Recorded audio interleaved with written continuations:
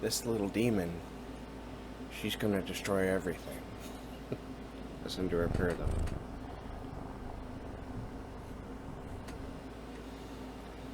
She's my little baby. She gets into everything. Joining me. So this is the first half of my Bloody Beach read along wrap up. I finished Kill River about a week ago, and I finished I Call Upon Thee just last night. And so I thought I'd talk about those books for a little while, and I hope that you guys catch the live stream. I'm going to put a link to that down in the show notes, so you can go check that out if you missed it. And it was a lot of fun. I want to thank Cameron Roubique, and Krista Carmen for coming on and having a great conversation with us. And I hope that we're able to do that again sometime in the future, depending on the whole Google Hangouts thing. Anyway, so I can't find my copy of Kill River 1. I think I might have left it at work, so I hope somebody's enjoying reading it there. But I have my Kill River 2 here. I can't wait to start that. So Kill River 1, I really enjoyed this book. One thing I really enjoyed about it was, I believe, and I didn't get to ask this question, but I wanted to know if it was intentional, because it is a bit of a slow burn, and I've heard some negative reviews commenting on that. But if you watch most slasher movies from the 80s, the first movie within any franchise is usually slower, less body counts, and takes a long time to get the ball rolling. And Cameron Roubique takes his time in the beginning to not only build up what's going to happen in the future, but to get to know the characters. And the funny thing about this book is, you have your typical teenage characters, and I wanted to hate some of them, but I couldn't. I liked all of them in the end. And so it was a real shame. It's a real shame watching them die. So the story starts off with Christy. She is a reclusive teenager. She's very much into music. She has her cassette Walkman, because this takes place in the 80s, and she listens to a lot of music, a lot of 80s pop music, like the Go-Go's was a real big go-to for her. If you look at the back of the book, there's a soundtrack. Kill River 2 has it as well. To show you quickly, I thought that was really neat, having a soundtrack. Let's see, soundtrack, and then there's the song names, but that's for Kill River 2. Kill River 1 had a lot of go-go songs on it. I was never really a big fan of go-go's. I never hated them, but I just never really listened to them myself. But I think that the soundtrack idea really added to the whole thing. It especially if you're into 80s nostalgia, which is pretty big right now, and that makes me happy because I absolutely love the 80s. It's where I come from. It's where I consumed most of my media when I was a kid. So, anyways, getting back to the point here, Krista, she's pretty reclusive, and her parents don't like that. Her parents want her to be more outgoing and to make more friends. And so, it's summertime, and they send her off to summer camp, much to her displeasure. She doesn't want to go at all. But almost immediately, when she's on the bus on the way there, she makes a friend with Stacy. And you don't know what to think of Stacy at first, because she's a typical popular kid, and yet she takes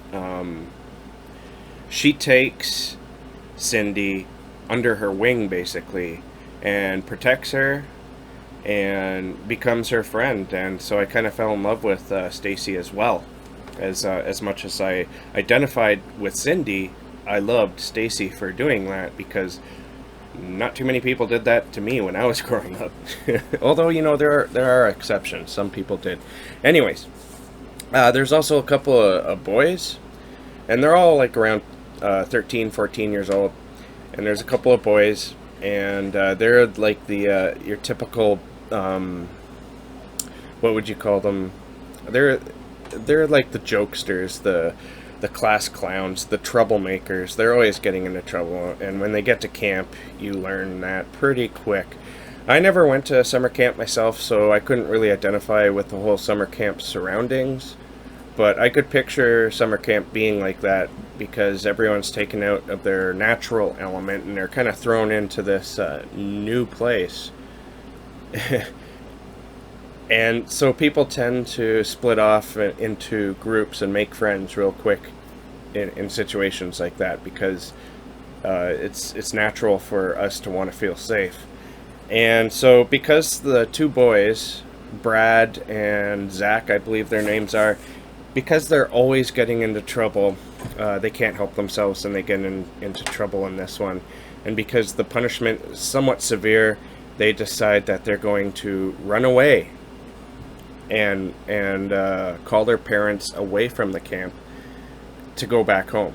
And that may sound ridiculous, but their logic is actually quite sound. If they phoned from the camp saying they wanted to go home, their parents wouldn't pick them up. But if they left, they went somewhere else, then their parents would be more inclined to go pick them up. They'd get in trouble, but they wouldn't have to be at camp anymore. And so along the way, they kind of get lost in the woods on a river, and they find themselves in this, it's not an abandoned water park, it's almost like it's a new water park that isn't opened yet. And inside that water park is a serial killer, basically, who wants to hunt them down. Now, and that's where, of course, things get rather creepy and quite violent. There's a part near the end that actually almost had me gagging. I don't want to spoil anything, so I won't get into it. But let's just say they're not the only victims. And of course, we have a final girl. So, Kill River really kind of followed what a beginning slasher movie is like. That's why I can't wait to get to Kill River 2, because I think he's going to... this one is probably going to be a lot more fun and a lot more fast and probably a lot more deaths. I can't say for sure. And I'm glad to see that... actually, I'm not going to say that, because I wanted to wait to read the synopsis of the second book until I was done. The first one. So, yeah, this is going to be a lot of fun. So, I recommend, if you're into slasher films, and you really enjoy, like, the 80s slasher films, where it's, a guy wearing a mask, and a big knife, and he's chopping up people, then definitely give this a go. Just understand that it is a bit of a slow burn, and you really sort of have to dig into the characters and start to care for them before I think the book really gets its hooks into you, and it did that to me. The second book I read was I Call Upon Thee by Ania Alborn, and this is a book I know I really should have liked. It has all the elements that rubbed me the right way, so to speak. I didn't hate this book, not by far, but I didn't necessarily enjoy it either, and I don't, again, I don't know why. I thought it started off pretty strong. I really liked the setup, but once... Okay, the story is basically about this a young woman. She's in college, and she gets a call that she has to go home because her sister has committed suicide. And when she gets home, she learns... well, we learn, not she. Obviously, she knows. We learned that her mother committed suicide as well, and her father was killed, and all within a fairly short span of time. And her mother, when she was alive, was an alcoholic and a pill popper. She was very much an addict. And, that's basically what this story is about. It's about family and how depression and drug addiction can really pull things into a dark, very dark place. And you take out the ghost or the demon, that's haunting this family. And well, basically the ghost and the demon is representing all the other things that haunt this family. And that's exactly the thing I like. I think it was just mainly the way it was presented. I listened to this on audiobook on my Scribd account, and I think maybe that was partly the reason why it didn't gel with me as much as I wanted it to. Because the writing is good, the characters are all three-dimensional, but I found myself not wanting to listen to it. And so I'm going to maybe read it again at some other point, just to see if maybe... I'm going to read it with my eyes, just to see if maybe there's something I missed, and maybe that's why. I had a lot of trouble paying attention to it as well. I think... the narrator seemed like she was doing a good job, but something I think was lost within the translation between the narrative itself and the narrator. So like I said, I'm going to give it another go at some other point. I don't think it's a lost cause. It's a good book, and I guess I would recommend it to anyone who likes what I described.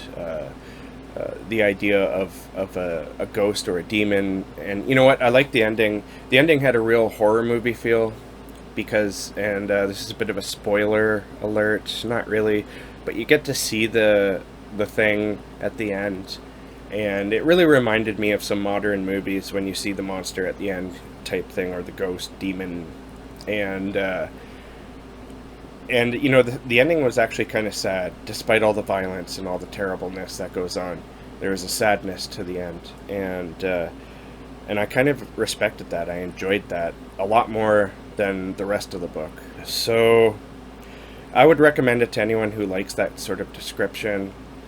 To anyone else, maybe skip it. I don't know. I didn't hate this book. It was good. It was just something just didn't grab me like I wanted it to. All right, so that's my first month for the Bloody Beach Readalong. Thank you everyone who's been taking part. It's been a lot of fun so far, and it's already half over. I'm kind of sad about that. I want to just keep going, you know. All right, so next month, as I said, which is August, which is now, it's Kill River 2. I'm really excited to read this. I want to read all of Cameron Roubique's books because it's just a lot of fun. I love slasher films, so that helps. Been in a real slasher mood lately, too. And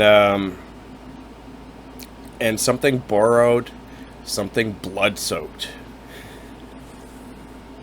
by Krista Carmen. That I love that title. And I've already read a few short stories in that. It's pretty good so far. Really, there's 2 stories in there that I think are going to stick, and I'm going to think about a lot, because I already have been thinking about them a lot. Alright, so thank you for watching, and please, if you enjoyed this video, you want more discussions on the darker side of fiction, please subscribe, like, and comment, and keep being creative, and I'll catch you in the next bookish video.